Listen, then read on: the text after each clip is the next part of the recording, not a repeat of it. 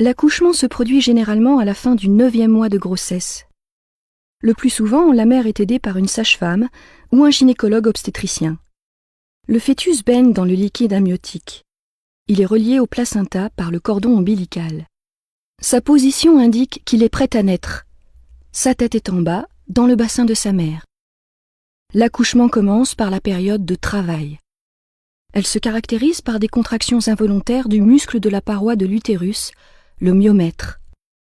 Au début, les contractions se produisent toutes les 10 minutes environ. Elles sont assez courtes. Puis leur fréquence et leur durée augmentent progressivement.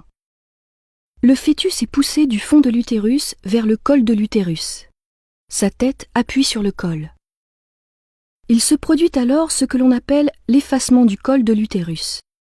La tête du fœtus avance encore un peu et c'est la dilatation du col de l'utérus. Son diamètre d'ouverture est alors d'environ 10 cm. C'est généralement à ce moment que se produit la rupture de la poche des os.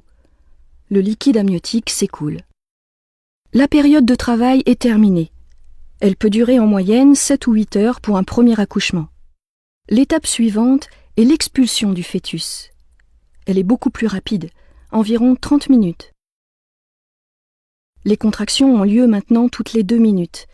Elles ont une durée d'1 minute et sont très intenses. La mère doit cependant aider le fœtus à avancer en contractant volontairement ses muscles abdominaux.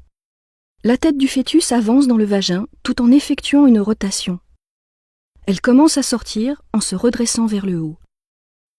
Puis, la sage-femme ou le médecin saisit le bébé par la tête et la tourne afin de faciliter le passage de la première épaule, puis de la deuxième, et enfin de tout son corps.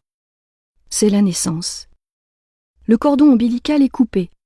Sur le ventre du bébé, la cicatrice laissée par le cordon deviendra le nombril. L'accouchement n'est pas encore tout à fait terminé pour la mère. En effet, quelques minutes après l'expulsion, les contractions reprennent. C'est l'étape de la délivrance. Aidée par le médecin, la mère expulse le placenta.